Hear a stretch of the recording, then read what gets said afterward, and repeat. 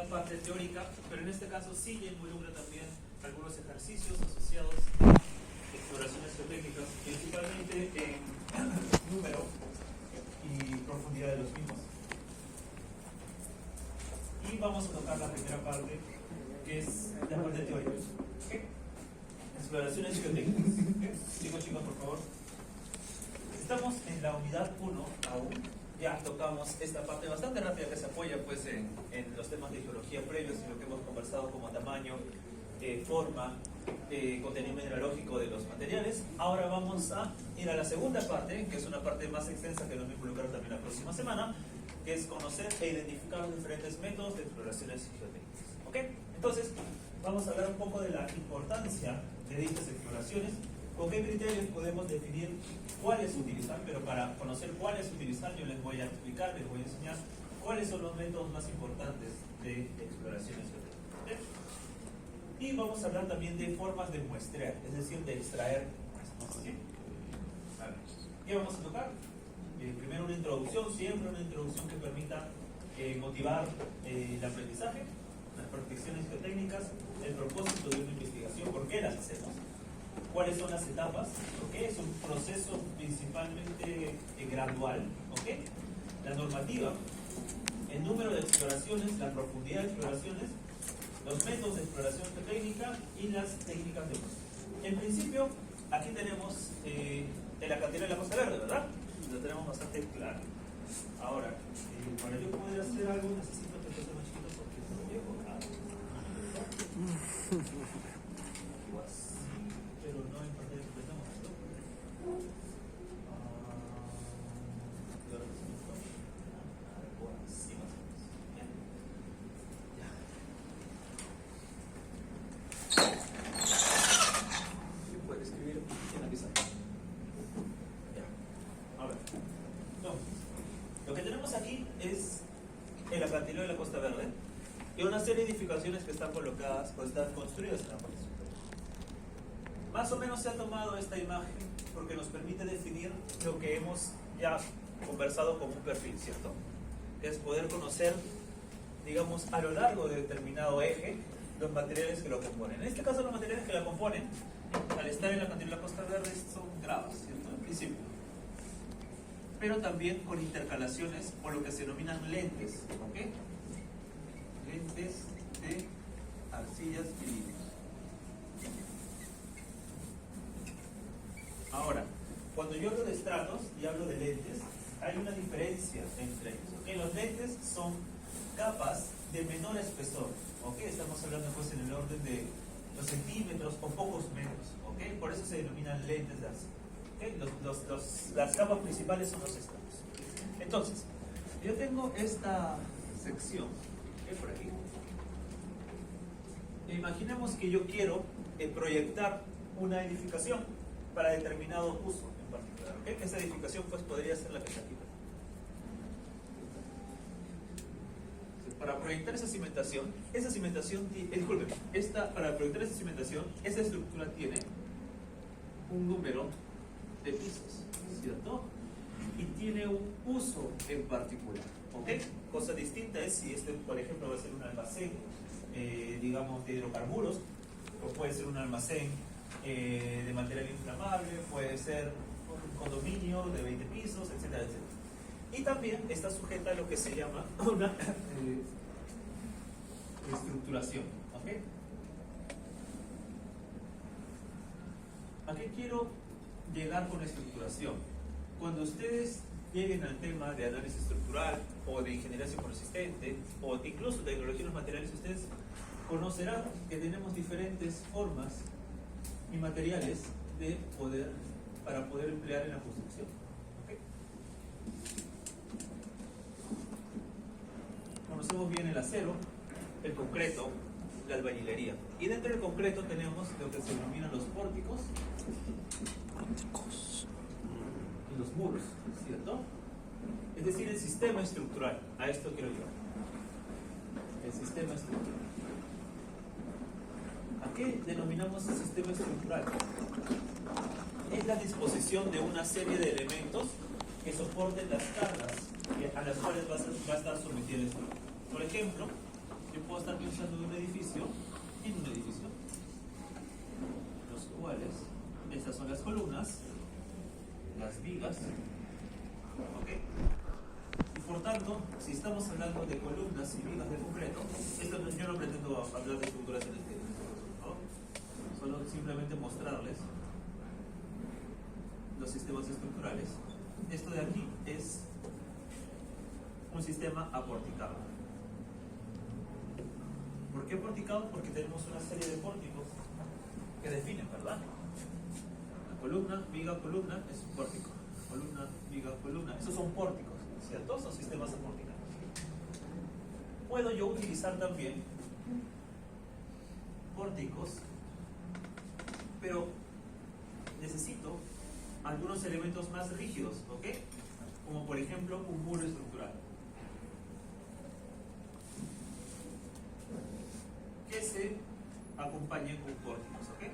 Aquí, aquí, ¿ok? Este es un muro y por tanto si yo tengo una combinación y ya en el curso de ingeniería resistente ustedes van a aprender en qué momento es aporticado o en qué momento es muros, pero hay algunos sistemas que se denominan duales. ¿Por qué? Porque tienen un aporte significativo de ambos componentes estructurales, tanto de los muros como de los pórticos, ¿ok? A eso llegamos como sistema dual. Luego tenemos la albañilería. La albañilería principalmente es un sistema de muros, pero de muros de ladrillo, ¿cierto? ¿Ok? A lo que quiero llegar es que la proyección de la cantidad y de la profundidad de las exploraciones depende de lo que yo he escrito acá. Depende del número de pisos.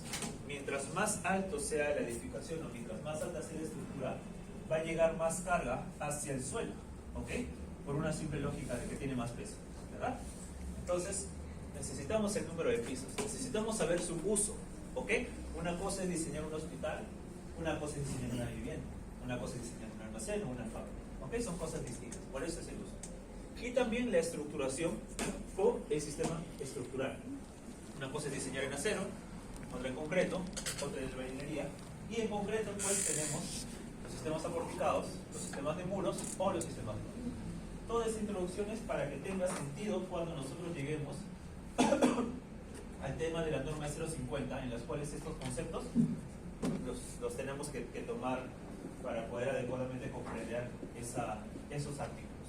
¿Okay? Entonces, regresando, tenemos una obra en la cual nosotros queremos plantear un proyecto, ¿ok? Entonces para eso, con el propietario dice, bueno, yo quiero una edificación de niveles, la voy a utilizar para departamentos en principio, y el estructural ha proyectado que sea pues de concreto y con pórticos, ¿ok? Entonces en función de eso, nosotros vamos a hacer una serie de exploraciones que permitan el conocimiento de el perfil estratigráfico, ¿ok? Vamos a hacer el perfil estratigráfico para plantear la mejor alternativa de cimentación de esa estructura, ¿ok? En principio tenemos que definir una cosa. ¿Qué tenemos que definir? Tenemos que definir si vamos a utilizar cimentaciones superficiales o vamos a utilizar cimentaciones profundas. Como cimentación superficial es la clásica zapata, ¿verdad? Aquí está la columna, ¿verdad?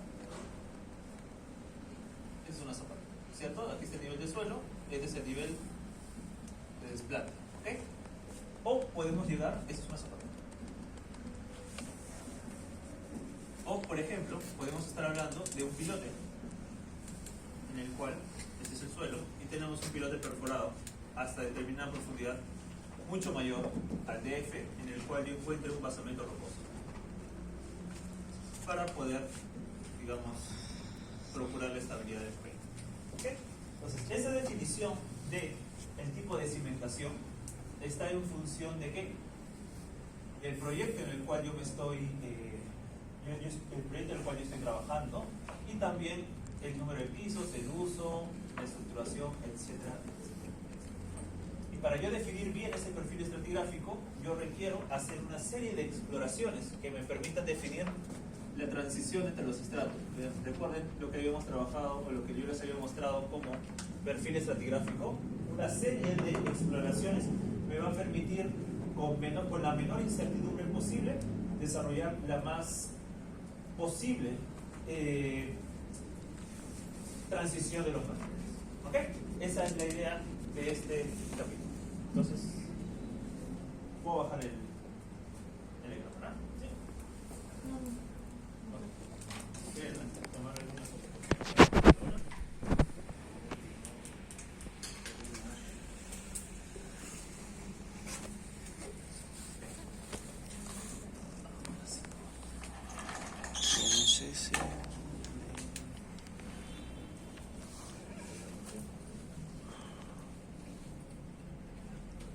Igual esta imagen ya la tocamos, solo siempre entender que un perfil estratigráfico está compuesto por una serie de columnas estratigráficas que permiten conocer la transición o la distribución de los materiales en profundidad y que en número y en profundidad me van a permitir tener la mejor interpretación con la menor incertidumbre posible.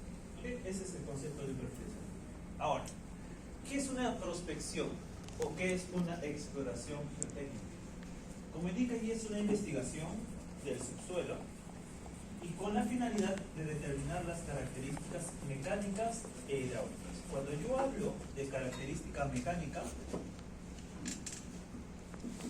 principalmente me estoy refiriendo a las características de resistencia del material. Porque yo necesito evaluar qué tan resistente es ese material, el suelo, a eso voy, con respecto a las cargas que yo voy a transmitir al mismo, ¿okay? Que depende pues de la estructura que yo voy a poner. ¿Okay? Y cuando hablo de características hidráulicas, me refiero al efecto del flujo de agua, el flujo de agua subterránea. Esta es parte de la última unidad del curso y también la primera unidad del siguiente curso, ¿okay? De ingeniería geotécnica. ¿Okay?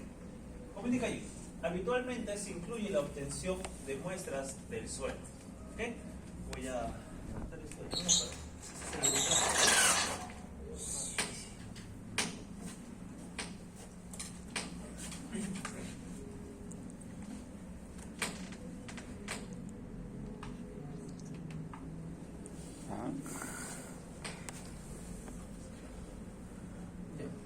Entonces, lo que tenemos allí en esa imagen es lo que se denomina un ensayo SPT, y eso lo vamos a tocar durante esta u la otra clase, dependiendo del SPT, que es un tipo de exploración. ¿Ok? ¿De dónde vienen estas siglas? Vienen del inglés estándar.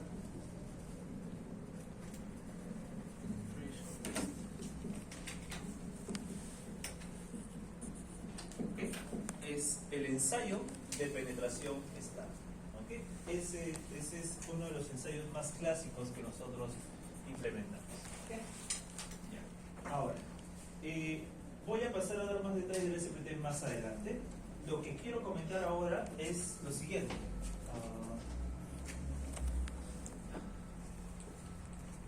Este es un corte de una sección, ¿cierto? El SPT involucra la penetración, como indica su nombre, de una sonda o de un tubo que permite contar lo que se denomina el número de golpes. ¿Okay? Es decir, yo tengo un martillo que en peso es 63.5 kilogramos en un trípode, ¿cierto? Y ven aquí un motor y aquí una persona con una soga. Lo que se hace es levantar ese peso de determinada altura y soltarlo. Entonces ese martillo, al soltarse, va a golpear con un cabezal que está en la parte superior de ese tubo muestreador y va a hacer que ingrese ese tubo en el suelo. ¿Ok? ¿Por qué es importante contar el número de golpes? Porque mientras más golpes requiera ingresar determinada profundidad, que son 15 centímetros, mientras más golpes requiera, significa que el suelo es más rígido o más denso, ¿cierto? Mientras más fácil ingrese, el suelo es más blando o más sueldo, como hemos conversado en la primera parte de esta clase. ¿Okay? Entonces el número de golpes me da una idea de, voy a colocarlo acá, de la resistencia. Y resistencia es lo que está ahí, ¿verdad?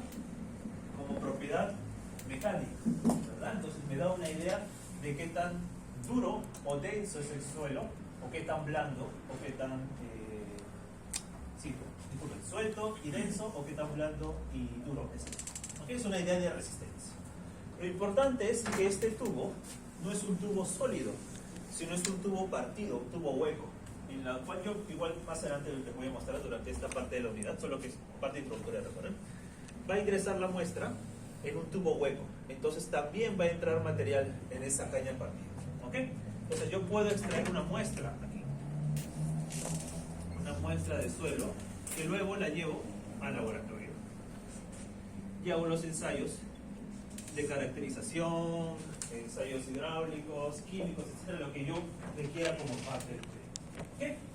Entonces, muchos de los ensayos a lo que quiero llegar es, primero, me permiten la extracción de una muestra y me permiten, en algunos casos, evaluar algunas propiedades adicionales, como son las propiedades de resistencia de los materiales. ¿Sí? Esa es una exploración geotécnica. Ahora, si esta exploración involucra la extracción de una muestra, significa que es un ensayo directo. ¿Ok? Esa es la idea de un ensayo directo. Un SPT es una exploración geotécnica directa, porque me permite extraer muestra. Hay ensayos que no me permiten extraer muestra y que yo solamente voy a medir propiedades a nivel de superficie. No voy a hacer ningún tipo de excavación. Esos ensayos que miden propiedades en superficie, pero que no, en las que no extraigo muestra, se llaman exploraciones integrales. ¿Ok? ¿Puedo bajar? SPT es uno de los más cotidianos dentro de los ensayos geotécnicos directos. Ok, entonces, ¿por qué hacemos nosotros investigaciones geotécnicas? En principio, nos dan información para el diseño y la construcción. ¿Ok? Y hay tres propósitos en particular. Lo primero es evaluar si el lugar o el sitio es idóneo o es adecuado para el desarrollo del proyecto. ¿Okay? Luego, dos, a partir del conocimiento de los materiales, yo puedo saber si el diseño es adecuado y es económico. La idea siempre es poder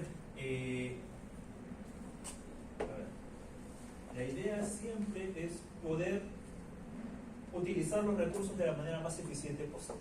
¿Ok? No hacerlo, digamos, exageradamente inviable económico. ¿Ok?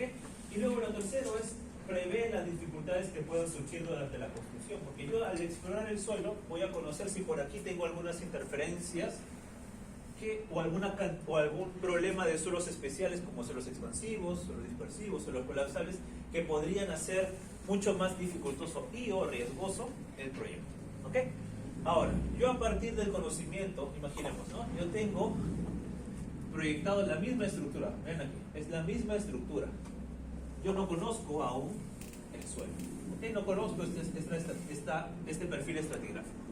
A partir de un estudio de mecánica de suelos, o a partir de una serie de exploraciones que involucran un estudio de mecánica de suelos, yo puedo estimar un perfil estratigráfico. Y dependiendo de las características de los suelos del perfil estratigráfico, yo puedo definir o sugerir el sistema de cimentación. Por ejemplo, una platea de cimentación, o puede ser una platea de cimentación más pilotes profundos. En este caso, este suelo, de aquí este suelo 1, es lo suficientemente competente para que sirva de cimentación para esta estructura. ¿Ok? Por tanto, yo optimizo e indico que una platea de cimentación es suficiente para ese propósito. Por el contrario, si yo hago mi estudio de suelos y veo que este material como suelo 1, este material como suelo 2, no son lo suficientemente competentes como para recibir las cargas de esa edificación, y recién el suelo 3 lo es, entonces yo proyecto una cimentación profunda que llegue hasta este nivel de suelo 3. Porque a partir del estudio de mecánica de suelos, los profesionales se dieron cuenta que era necesario el uso o la implementación de pilotos. ¿Okay? Si yo no conozco, no hago exploraciones del suelo, no hay forma de que yo pueda prever cuál de las dos alternativas es viable, ya sea técnica y económica. ¿Sí? Por eso es importante, para conocer las características de los materiales que van a servir de fundación o de cimientos. ¿Qué más? Una exploración geotécnica permite conocer o identificar los diversos materiales geológicos, como ya lo hemos visto anteriormente, ¿verdad? La profundidad de la roca basal, imaginemos, en este caso, esta es la roca, pero nos es suficiente, digamos, imaginemos que esta es grava, así que esta grava, este suelo 3, es lo suficientemente rígida y o resistente para poder recibir esas cargas producto pues de la edificación atmosférica. ¿Qué más? Podemos definir el nivel freático. ¿Y qué es el nivel freático? Lo voy a colocar acá. El nivel freático. El nivel freático es el nivel de agua subterránea. El nivel de agua subterránea. Ese es el nivel freático. Así que, por ejemplo, si yo tengo una columna estratigráfica, el suelo, tengo la columna estratigráfica, yo voy a identificar de manera directa o indirecta, porque también hay exploraciones geotécnicas indirectas que me permiten definir, disculpen, el nivel freático. Generalmente se identifica con las letras NF y se coloca un símbolo como un triángulo invertido y una verbulilla por turno. Ese es el nivel freático. Indicamos que a partir de esta profundidad, imaginemos que aquí sea 1 metro, ¿ok? Por debajo de 1 metro o a mayor profundidad de 1 metro tenemos nivel freático, es decir, tenemos agua. Y una cosa es el suelo en estado húmedo y otra cosa es en estado saturado. Nosotros ya vamos a aprender más adelante a qué nos referimos con estado saturado. Pero me adelanto, estado saturado significa que todos los vacíos del suelo tienen agua. En la práctica, todos los vacíos del suelo tienen agua. El suelo, las propiedades mecánicas del suelo son distintas si tiene o no tiene agua. Allí es lo que por eso nos interesa. La evaluación de la resistencia del material del suelo es distinta si es que el nivel freático está aquí. Disculpen, si estoy evaluando el suelo por encima del nivel freático o por debajo del nivel freático. Aquí hay una resistencia distinta a esta, que no tiene que ver con la profundidad de los materiales, tiene que ver únicamente con que aquí no todos los vacíos son agua y aquí sí todos los vacíos están llenos. ¿Okay? Esa es parte importante del capítulo 4, pero es bueno que ya vayamos entendiendo que cuando yo me refiero al nivel freático, me refiero al nivel de agua subterránea. Y es importantísimo identificarlo. En un logueo, si hemos identificado el nivel de agua, es una de las informaciones primordiales que nosotros debemos colocar. ¿Sí? ¿Qué más nos permite una investigación geotécnica? Nos permite tomar muestras representativas para la posterior evaluación en el laboratorio. Yo voy a obtener esas muestras para llevarlas al laboratorio. Todos aquellos procesos que vamos a aprender durante este curso y el siguiente es a partir de muestras que diferentes proyectistas geotécnicos van a extraer y los van a llevar al laboratorio a hacer los ensayos que nosotros vamos a aprender tanto en la teoría como en la práctica personal. Exactamente igual. Igual cuando vayamos al fin del curso, quienes deseen ir al laboratorio de SISMIT, que es el Centro de Investigación de Medio de Trabajo, ustedes se dan cuenta que es casi idéntico un laboratorio geotécnico. Lo que ustedes tienen en Pacha es lo mismo lo que tenemos en SISMIT, con algunas cositas ahí de ensayos especiales, probablemente porque eso es en la investigación. Pero por allí es totalmente adecuado. ¿De qué depende la cantidad, la profundidad de exploraciones? Del tipo, tamaño e importancia de la estructura. Yo les había hablado ya hace algunas diapositivas. Del tipo tiene que ver con el sistema estructural. El tamaño, una cosa es una edificación de 25 pisos, otra cosa es una vivienda de 3 niveles. Y la importancia de la estructura. Ustedes cuando